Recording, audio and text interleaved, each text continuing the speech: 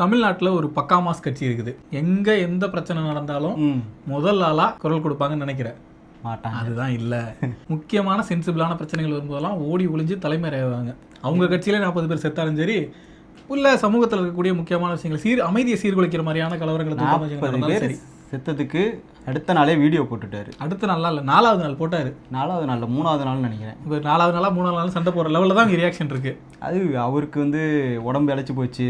அந்த 3 நாளும் சாப்பிடாம தொண்டை தண்ணி வத்தி போய் அழுது 60 நாள் கழிச்சு அவங்கள மாமல்லபுரத்தில் பார்த்ததுக்கப்புறம் கண்ணீர் விட்டு கதறி அழுதாரு. சாப்பிடாம 60 நாள் கழிச்சு. அது வரைக்கும் உள்ளே வச்சிருந்தாரு. ஆமாம், 60 days டயட்டு அப்படியெல்லாம் இருந்துட்டு இருக்கக்கூடிய ஒருத்தர். இப்போ திருப்பரங்குன்ற இஷ்யூ நம்ம எல்லாருமே பார்த்தோம். அவர் இறங்கி அடிச்சிருப்பாரு. அம்பேத்கர் கொள்கை தலைவராக வச்சிருக்காரு, பெரியார் கொள்கை தலைவராக வச்சிருக்காரு, அம்பேத்கர் கொள்கை தலைவர் வச்சிருக்காரு. இங்க மத கலவரத்தை தூண்ட ட்ரை பண்ணாங்க அப்படின்னா இந்நேரத்துக்கு இறங்கி அடிச்சிருந்துருக்கும் தானே. இது வேற ஊர்ல நடக்குது இல்ல, மதுரை தமிழ்நாட்டுல இல்ல. அதனால திருப்பரங்குன்றம் விஜய்னு சொன்னாரு அவரு. ஆமா, திருப்பரங்குன்றம் விஜய் அங்கதான் போட்டியே போட போறது. ஓகே அப்ப ஸ்கிரிப்ட மறந்துட்டாரு என்னமோ தெரியல. அந்த மாதிரி முக்கியமான சென்சிட்டிவான ஒரு இஷ்யூ, ஒரு எப்பனாலும் ஒரு மத கலவரம் வந்துடலாமோங்கிற மாதிரி ஒரு பதட்டம் இருந்துச்சு. இப்போ தமிழ்நாடு கவர்மெண்ட்டும் சரி, இஷ்யூல சம்மந்தப்பட்டிருந்த அமைப்புகளும் சரி நிறைய வாதங்கள் முன் வச்சாங்க. அது சம்பந்தமா பாசிட்டிவா நெகட்டிவ் விமர்சனங்கள் வந்துகிட்டு இருக்குது. ஒரு 2-3 நாளாவே அது பேசு பொருளா மாறிட்டு இருக்கதையும் பார்த்துட்டு இருக்கிறோம். எல்லா கட்சிகளுமே அவங்க தரப்பு விளக்கத்தையும் அறிக்கையும் கொடுத்துட்டு இருக்காங்க. பெரும்பாலும் சரியோ தப்போ, ஆமா, பெரும்பாலும் திமுகவுக்கு ஆதரவா நிறைய கட்சிகள் பேசியிருக்கிறாங்க. பாஜக கூட்டணியில் இருக்கக்கூடிய அதிமுக உட்பட்ட கட்சிகளும் அதுக்கு எதிரான விமர்சனங்களையும் வச்சுட்டு இருக்காங்க. விஜய் தரப்புல இருந்து வாயை திறக்கலையா தெரியலையா, அதுதான் டவுட்டா இருக்குது. ஏன்னா இந்த மாதிரி சாதி மத ரீதியான பிரச்சனைகள் வரும்போது விஜய் கிட்ட ஒரு பெரிய சைலன்ஸ் இருக்குது. அது வேணும்னே தான் பண்றாருன்னு நினைக்கிறேன். ஆமா, ரொம்ப கான்சியஸா அது எப்படி ஹேண்டில் பண்றதுன்னு தெரியலன்ற மாதிரியோ, இல்லைன்னா அதுல எந்த ஸ்டாண்ட் எடுக்கணும்னு கன்ஃபியூஸ் ஆகிற மாதிரியோ கூட என்னால புரிஞ்சுக்க முடியல. ரொம்ப கள்ள மௌனம் சாதிக்கிற மாதிரி இருக்குது. உதாரணத்துக்கு கவின் இஷ்யூவே எடுத்துக்கலாம். தமிழ்நாடே கொந்தளிச்சது, பத்தி எரிஞ்சிச்சு. அவ்வளோ பெரிய ஒரு இஷ்யூ. நம்ம சாதியான கொலைகள் தொடர்ந்து நடந்துகிட்டு தான் இருக்குது. பட் அந்த ஒரு இன்சிடென்ட், ஏன்னா அந்த பையனோட பேக்ரவுண்ட் இருக்குல்ல, நல்ல படித்த பையன், நல்ல ஒரு ஐடி கம்பெனியில் வேலை செய்யறான், இதுக்கு மேலே என்ன வேணும் அப்படிங்கிறதான் சோஷியல் மீடியா முழுக்க எல்லாரும் கேள்விகள் எழுப்பிட்டு இருந்தாங்க. அரசியல் தளத்துலையும் பெரிய விவாதங்கள் ஏற்பட்டுக்கிட்டு இருந்துச்சு. சாதியான கொலைகளை தடுக்கிறதுக்கு தனி சட்டம் வேணும்ட்டு திமுக கூட்டணி கட்சிகளை கோரிக்கை வச்சிருந்தாங்க. எல்லாருமே ஆரம்பிச்சாங்க. அதுல இதுதான் அரசியல் செய்யறதுக்கான இடமும் கூட. அது நமக்கு கொள்கை தலைவர் அம்பேத்கர் வச்சிருக்கோம். அம்பேத்கர் வச்சதுனால ஒரு அறிக்கை விடலாம். அஜித்தோட அந்த லாக்அப் டெத்துக்கு போய் என்னன்னு அதுக்கு அறிக்கை விடுற தெரியுது. அடுத்து கொஞ்ச நாள்லயே நடக்குது. கவின் டெத்துக்கு ஒரு வார்த்தை கூட வாயை திறக்கல. கட்சி ஆரம்பிச்சு இவ்வளவு நாள் தான் ஆகுது. அது இத்தனைக்கும் அப்போ எந்த பொதுக்கூட்டத்துக்கும் இந்த ஊர்வலம் அந்த மாதிரி எதுவுமே நடத்தல, கூட்டம் இது மாதிரி எதுவுமே நடத்தல. சரி, அதனால அமைதியா இருக்காரு போல, இன்னும் முழு நேர அரசியலுக்கு வரல அப்படின்னு நினைச்சுக்கிட்டு இருந்தா, இப்போ முழு நேர அரசியல் பண்றதுக்கான நேரம் இன்னும் 6 மாசத்துல 5 மாசத்துல எலெக்ஷன் இருக்குது. ஒரு இவ்வளவு பெரிய விஷயம் தமிழ்நாடே கிட்டத்தட்ட ஒவ்வொருத்தவங்களும் அவங்களோட ஸ்டாண்ட சொல்லியே ஆகணும் அப்படிங்கிற நிலைமை இருக்குது. அப்போ கூட வாயே திறக்காம நீ என்ன வேணா என்னை அடி, நான் வாயை திறந்துட்டேனான்னு பாரு அப்படிங்கிற மாதிரி இருக்கு. உங்களுக்கு ஞாபகம் இருக்கு, அந்த டைம்ல அந்த டிவிக்கு ஸ்போக்ஸ் பர்சன்ஸ் இருப்பாங்கல்ல, எல்லார்டையுமே இன்டர்வியூல விஜயம் பேசல, விஜயம் அறிக்கை விடல, விஜயம் போய் பார்க்கல அப்படின்னு தொடர்ந்து கொஸ்டின்ஸ் வந்துட்டு இருந்தப்பெல்லாம் அவர் நேர்ல போய் பார்ப்பாரு, நீங்க வெயிட் பண்ணுங்க, யாரும் உங்களுக்கு போகலன்னு சொன்னா போவாருன்னு அவ்வளவு உறுதியா சொல்லிட்டு இருந்தாங்க. எல்லாருமே சொன்னாங்க. நானே 2-3 பேர் எல்லாருமே ரொம்ப உறுதியா சொல்லிட்டு இருந்தாங்க. ஆனா கடைசி வரைக்குமே போகலன்றது ஒரு பிரச்சனையாவுமே ஆக்காம அது அப்படி எவ்வளவு ஒரு அப்ப விஜய் ஒரு சீரியஸான ஒரு ஃபேக்டராவே யாருமே கன்சிடர் பண்ணல. ஏன்னா அரசியல் நேரடியா களத்துக்கு வரவே இல்லை. இப்ப இந்த ஒரு சனிக்கிழமை பிரச்சாரம் பண்ணார்ல, அப்பதான் உண்மையாவே அவருக்கு வர கூட்டத்தை பார்த்து ஒரு எல்லா முக்கியமா டிஎம்கேவுக்கு ஒரு மாதிரி லைட்டா பயம் இருந்துச்சு. பட் இந்த கூட்டங்கள் ஓகே, அதுக்கப்புறம் தான் பண்ணாரு. அதுக்கு முன்னாடி அந்த அஜித் லாக்அப் டெத் இருந்துச்சு, அந்த மாதிரி லாக்அப் டெத்ல இறந்து போன ஒரு 18-20 ஃபேமிலிஸ் ஒரு மேடையில ஒரு கண்டன ஆர்ப்பாட்டம் மாதிரி அது உங்களுக்கு பண்ண தெரியுது இல்ல. லாக்அப் டெத் எவ்வளவு மோசமானது, அதுல பாதிக்கப்பட்டவங்க கூட்டி இது பண்ணணும் அப்படிங்கிறது. அப்ப ஆனவங்களை மோசமானது இல்லையா? அப்ப நீங்க இப்ப திமுக அதிமுக அந்த 2 பெரிய கட்சிகளுக்கு தான் பெரிய ஓட் பேங்க் இருக்குது. அவங்க தான் இந்த மாதிரியான இடைநிலை சாதிகளை பகச்சிக்க வேணாம். ஏன்னா ஒவ்வொரு ஊர்லயும் அந்தந்த ஜாதியை நிறுத்தி வச்சுதான் ஓட் வாங்கி ஆகணும் அவங்களுக்கு தெரியுது. இவர் இப்பதான் உள்ள வராரு. இவருக்கு அந்த மாதிரி ஜாதி அடையாளம் இல்ல, மத அடையாளம் இல்ல அப்படிங்கிறப்ப அவருக்கு பெரிய ஓப்பன் இருக்குது. என்ன வேணா பேசலாம், என்ன பேசலாம், எல்லாரையும் விமர்சிக்கலாம். புதுசா கட்சி தொடங்கி இருக்கோம். இப்ப சீமானுக்கு கூட ஒரு இது இருக்கு, ஒரு கேட் இருக்குது. இதை பேசணும் இதை பேச முடியாது அப்படின்னு கேட் இருக்குது. சீமானுக்கு கூட இருக்குது. உங்களுக்கு எதுவுமே கிடையாது. நீங்க என்ன வேணா பேசலாம். அதாவது நேர்மையா பேசுறதுன்னா என்ன வேணா பேசுறதுக்கு உங்களுக்கு ஸ்டாண்ட் எடுக்கிறதுக்கான எல்லா உரிமையும் இருக்குது. ஆனா இப்பவும் வாயை திறக்காம ஏன் இருக்கேன்? அதுதான் ஆச்சரியமா இருக்கு. நீங்க சொன்ன மாதிரி திமுக அதிமுக 2 கட்சியிலுமே ஒரு மாவட்ட செயலாளர் இருக்குன்னா அந்த மாவட்டத்தோட மெஜாரிட்டி கேஸ்ட் ரெப்ரசென்ட் பண்ற ஒரு ஆள் தான் இருப்பாரு. ஒரு கேண்டிடேட் நிப்பாட்டுறதுமே எந்த சாதி அதிகமா இருக்கோ அதை பார்த்தா நிப்பாட்டுவாங்க. எல்லாமே வந்து வாக்கரசியல் அந்த காம்ப்ரமைஸ் எல்லாத்தையும் அடிப்படையா வச்சு நடந்துகிட்டு இருக்குது. நீங்க வந்து விஜய்ங்கிற ஒரு ஃபேக்டர் வச்சு தான் உங்களை சுத்தி ஒரு விஜய் இப்போ வந்து செங்கல்பட்டு தொகுதியில வந்து அந்த அந்த கேஸ்ட் ரெப்ரசன்டேஷன் பார்த்து நீ வந்து மாவட்ட செயலர் நியமிக்க தேவையில்லை. விஜய் பேசுக்கு யார வேணா நிப்பாட்டலாம். அப்படிதான் இருந்துகிட்டு அப்படி அவ்வளவு ஏன் பயப்படுறீங்க? தொடர்ந்து நீங்க தினமா ஏன் நடந்துக்கிறீங்க? சாதி மத இந்த ரெண்டு பிரச்சனை வந்துருச்சுன்னா ஓடி ஒளிஞ்சுக்க கூடிய அளவுக்கு எதுக்கு இவ்வளவு பயம் அவருக்குள்ள இருக்கு? அது ஜாதியை விட இதுக்கப்புறம் சரி பண்ணிடுவான்னு நினைக்கிறேன். மதத்தை சரியே பண்ண மாட்டாருன்னு நினைக்கிறேன். ஏன்னா பிஜேபி இருக்கிற வரைக்கும் பிஜேபி சம்பந்தப்பட்ட எந்த இஷ்யூலையும் வாயை திறக்க கூடாதுன்னு ரொம்ப தெளிவா இருக்கு. தொடர்ந்து பிஜேபி விமர்சிக்க மாட்டாருன்னு சொன்னாங்களேன்றதுக்காக ஒரு டைம் மட்டும் மோடிஜி அது விஜய் விமர்சிக்கவே இல்லை. எல்லாமே அது ஆன்லைன் ட்ரோல் தான். ஒரு வார்த்தை ரெண்டு வார்த்தை வந்து ஆன்லைன் ட்ரோலுக்காக வந்து எடுத்து கொடுத்தாரு அங்கிள் மோடிஜி. எனக்கு தெரிஞ்சு அதுல வந்து மோடிஜிங்கிறது மட்டும் தான் மோடிக்கு புரியும். அது ஜீன் மரியாதை சொல்லியிருக்காங்க, நம்ம தம்பி தான் விஜய் அப்படின்னு அவர் புரிச்சிருந்திருப்பாரு. அவர் வந்து விமர்சிக்கவே இல்லை. அதான் உண்மையாவே அவர் சொல்லணும்னா இன்னும் அடிக்கவே ஆரம்பிக்கல அப்படிங்கிற. ஆக்சுவலா உங்களுக்கு அடிக்க தெரியல. எஸ்ஐஆர் பத்தி பேசுறப்போ பாஜகங்கிற வார்த்தையே இல்ல. எதுக்கு அப்புறம் எஸ்ஐஆர் பத்தி பேசுற வீடியோ போடுற? பொதுவாவே வந்து பிஜேபிங்கிற வார்த்தை வந்து வந்துடக்கூடாது அப்படிங்கறதுல அவருமே கவனமா இருக்காரு. இந்த இஷ்யூ முழுக்க முழுக்க பிஜேபிங்கிறது தெரியும். இதுல எதுக்கு வாயை திறந்துக்கிட்டு அதனாலதான் அமைதியாயிட்டாருன்னு நினைக்கிறேன். இப்ப அமைதியா இருக்கிறாருல, இவரை நம்பி ஒரு மைனாரிட்டி கம்யூனிட்டி ஓட்ஸ் இருக்கு அப்படின்னு ஒரு பிம்பம் தொடர்ந்து கட்டமைச்சுட்டு இருக்காங்க. விஜய் வந்துட்டாரா சிறுபான்மையர் ஓட்டு அவருக்கு போக வாய்ப்பு இருக்கு. திமுக அதுக்கு தானே பயந்தது. பொதுவா யங்ஸ்டர் ஓட்டு வந்து சீமானு குழுவும் சீமான் பயந்தது. அடுத்து வந்து சிறுபான்மையினர் ஓட்டும் தலித் ஓட்டும் அது லம்பா திமுக தான் வந்து. ஏன்னா இப்பயும் அதுதான் வரும். அதிமுக கூட்டணியில பாஜக இருக்கிறனால அந்த ஓட்டுகள் அங்க போறது இல்ல. ஒரு அரௌண்ட் 20% இருக்குமா? இருக்கும். ஒரு பெரிய ஓட்டாங்க இருக்கு. அது வந்து கிட்டத்தட்ட டிசைடிங் ஃபேக்டர்.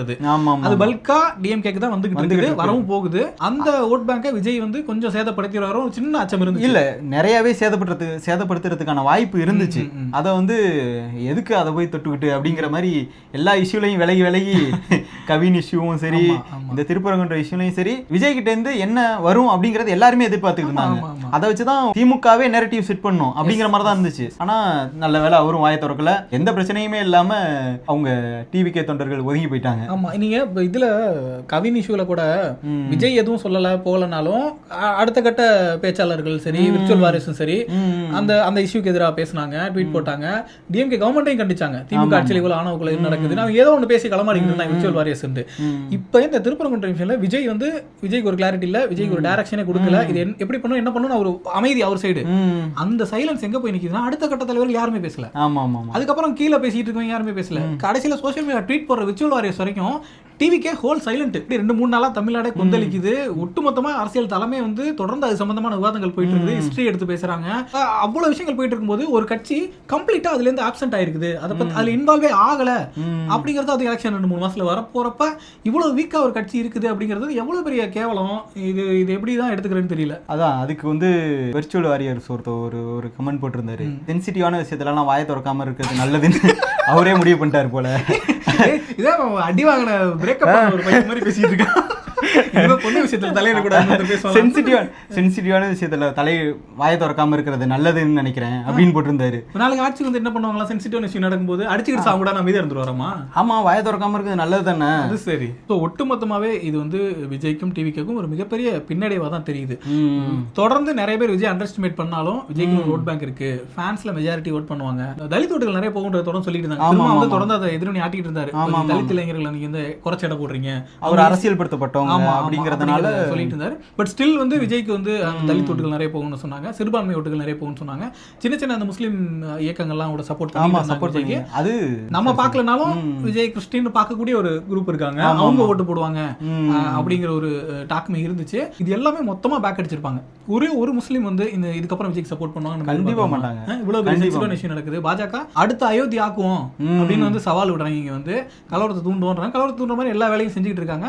விஜய் தரப்புல இருந்து அது எப்படி ஹேண்டில் பண்ணே தெரியல. ஒரு அமைதி இருக்குல்ல, அந்த அமைதிக்கு அப்புறம் எப்படி ஒரு சிறுபான்மையினத்தை சமூகத்தை சேர்ந்த ஒருத்தர் வந்து விஜய்க்கு சப்போர்ட் பண்ணுவாரு? கண்டிப்பா மாட்டேன். ஏன்னா எனக்கான குரல்ல தானே இப்ப ஒவ்வொரு சமூகமும் அதான் எதிர்பார்க்கும். எனக்கான குரலை வந்து என்னோட தலைவர் வந்து எதிரொலிக்கிறாரா, சொல்றாரா, பேசுறாரா, எனக்காக பேசுறாரா அப்படின்னு எல்லாருமே எதிர்பார்க்கும். தெரிஞ்சோ தெரியாமலோ நமக்கான பிரச்சனையை வந்து நம்ம தலைவர் வந்து பேசுறாரோ அப்படிங்கிறத நம்ம எதிர்பார்த்துக்கிட்டே இருப்போம்.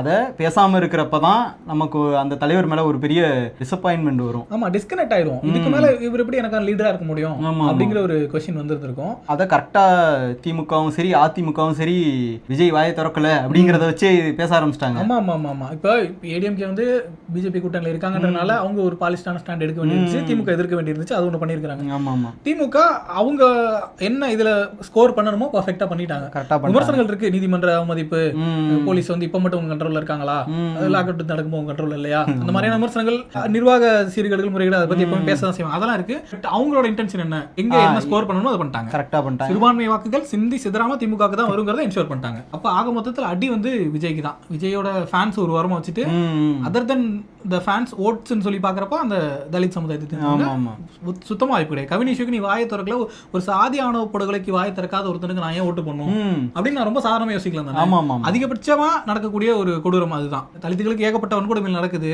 சின்ன சின்னதா ஒரு டிஸ்கிரிமினேஷன்ல ஆரம்பிச்சு கொலை வரைக்கும் வாயை திறக்காத ஒருத்தர் வந்து எங்களுக்கு என்ன பண்ணிட போறாரு அப்படிங்கிற ஒரு கண்டிப்பா அது பார்ப்பாங்க. அதே மாதிரி முஸ்லீம்ஸும் எதுக்கு திருப்பரங்குன்ற இஷ்யூ எல்லாம் பார்த்துட்டு என்னோட பிரச்சனையை பேசாம பாஜக வந்து உள்ள வந்துரும்னு திமுக பயமுறுத்துது அப்படின்னு சொல்லிட்டு இவங்க வந்து கபட நாடகம் ஆடுறாங்க அப்படின்லாம் சொல்லிக்கிட்டு இருந்த விஜய் இந்த விஷயத்துல வாயை திறக்காதனால ஏன் வந்து விஜய்க்கு நான் ஓட்டு போடணும் அப்படின்னு முஸ்லீம் நினைக்கணும். ஆபியஸா நினைப்பாங்க. ஏன்னா இப்ப நானே சோசியல் மீடியா நிறைய போஸ்ட் பார்த்தேன், இந்த பாஜக உள்ள வந்து பயமுறுத்திட்டு இருக்கோம்ல, திமுக உண்மையிலே பாஜக உள்ள வந்துருந்தான் போல அப்படிங்கிறாங்களே நிறைய பேர் வச்சுட்டு இருக்காங்க. அப்ப திமுக மட்டும்தான் அதை டிஃபெண்ட் பண்ண முடியும்.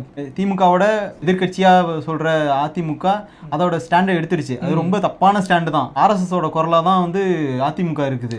அப்படிங்கிற இடத்துல ஒரு வெளியிலேருந்து பார்க்குற தலித் இல்ல முஸ்லிம்ஸ் இல்லாத நம்ம தமிழ்நாடு மக்கள் இருக்காங்கல்ல, இதெல்லாம் வந்து பாஜகவோட அரசியலை தெரிஞ்ச இல்லைனா இதெல்லாம் ஒரு விஷயமாடா அப்படின்னு நினைக்கிற மக்கள் இருக்காங்கல்ல, அவங்களுக்கு வந்து உண்மையான எதிர்கட்சியா விஜய் வரலாம். விஜய் வரதுக்கான வாய்ப்பு இருக்குது. இந்த இடத்த ஸ்கோர் பண்ணியிருந்தா இந்த இடத்தையும் அதை தவற விட்டுட்டாரு. வழக்கம் போல அவர் இது வரைக்கும் அந்த கொள்கை தலைவர்களா அறிவிச்சிருக்காங்கல்ல, பெரியார் ஆகட்டும் அம்பேத்கர் ஆகட்டும், அதெல்லாம் வெறுமனே வந்து ஷோகேஸ் தான் அப்படிங்கறது அவரே பண்ணிட்டாரு. பெரியாரை பத்தியும் அம்பேத்கரை பத்தியும் 2 வரிக்கு மேல எங்கேயாச்சும் பேசியிருக்காரா?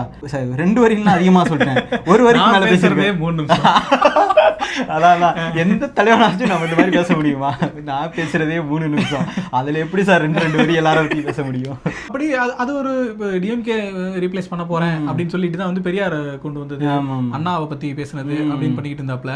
இப்போ செங்கோட்டை இருந்ததுக்கு அப்புறம் எம்ஜிஆர் ஜெயலலிதா எல்லாம் வர ஆரம்பிச்சு அது போயிட்டே இருக்கும் போல. இன்னும் விட்டா அப்படியே ரிவர்ஸ்ல போயிட்டு காமராஜர், ராஜாஜி, அதுக்கப்புறம் வந்து வேற பக்த வச்சலாம், அதுல கலைஞரே ஆட் பண்ணிக்கலாம். 2026 அப்புறம் திமுகவோட தானே இணைய போகுது. கருப்பாளி சொன்னாங்க, நாம தாங்க ராஜ்யசபா எம்பி கொடுக்கணும். இல்ல ஆக்சுவலா விஜய்லாம் அதை கேட்க மாட்டாரு, ராஜ்யசபா எம்பி எல்லாம் கண்டிப்பா கேட்க மாட்டாரு. ஏன்னா வேலை செஞ்சாவணுமே. ஆமா இல்ல, ஆளுநர் பதவி வாங்கிட்டு போயிட சொல்லி பாஜக கிட்ட பேசி. அதுக்கும் வேலை செய்யணும்டா, நெகட்டிவா வேலை செய்யணும். So sad. பனையூர்ல இருக்க அவங்க மடியிலே தான் வேலை கிடைக்குமான்னு பார்த்துருக்காரு. பனையூர்ல தான் வேலை கிடைக்குமான்னு பார்த்துருக்காரு. தாவேக்கா கட் அவுட்ல இருக்கக்கூடிய படங்கள்லாம் வெறும் ஷோகேஸ் தான். பெரியார் வைக்கிறதுனால வந்து நாங்க வந்து சமூக நீதி அரசியல் பேசிட போறது இல்ல, அம்பேத்கரை வைக்கிறதுனால வந்து நாங்க வந்து இந்த சாதி ஏற்றத்தாழ்வுகளுக்கு எதிராக குரல் கொடுத்துட போறது இல்ல, அதெல்லாம் சும்மா ஷோகேஸ்க்கு தான் அப்படிங்கறத வந்து விஜய் வந்து பட்டவர்த்தனமா இந்த நிகழ்வுகள் மூலமா தெரியப்படுத்திருக்காருன்னு புரிஞ்சுக்கலாம்னு நினைக்கிறேன். கடைசியா ஆச்சரியக்குறிகள் ஆச்சரியப்படுற மாதிரி ஏதாச்சும் ஒரு ஸ்டாண்ட் எடுத்துக்கிருந்தாங்க.